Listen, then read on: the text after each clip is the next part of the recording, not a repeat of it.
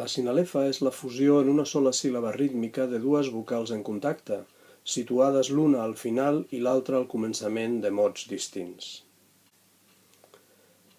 Tot i que la sinalefa ens remet a la poesia, a la parla quotidiana fem constantment fusions de vocals en contacte, i les fem de dues maneres, o bé per mitjà de la diftongació o bé per mitjà de l'elisió.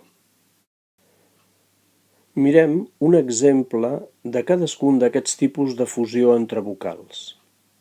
Què hi havia molta gent?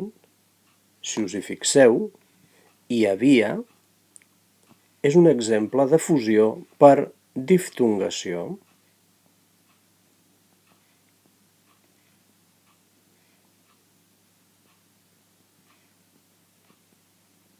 Hi havia.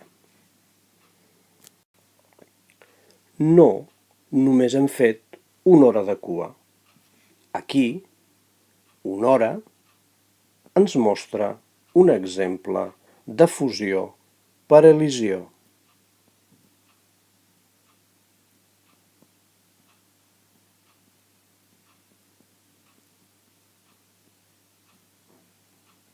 Una hora.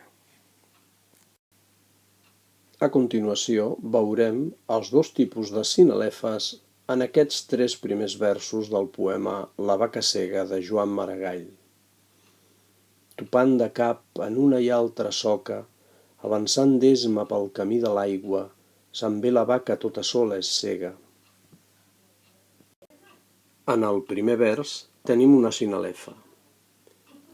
Topant de cap en una i altra. Aquí la tenim. So, que recordeu que l'última síl·laba s'anul·la, desapareix perquè és àtona. En el segon vers no en tenim cap. Avançant d'esma pel camí de l'aigua, i en descartem l'última síl·laba wa perquè és àtona, i en el tercer vers tornem a tenir una altra sinalefa.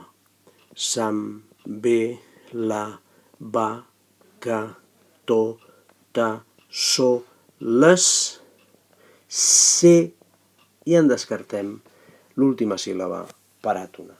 Fixeu-vos que les dues sinalefes són de tipus diferent.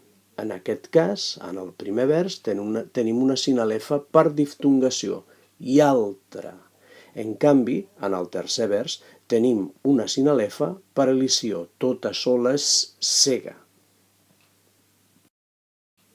Tot i que la sinalefa és un recurs opcional, si analitzem la poesia contemporània, veurem que la majoria dels poetes opten per fer-la servir sempre que es produeix de manera natural.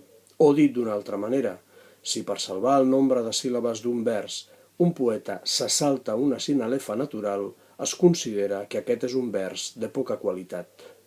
I això és tot sobre la sinalefa. Fins a una altra.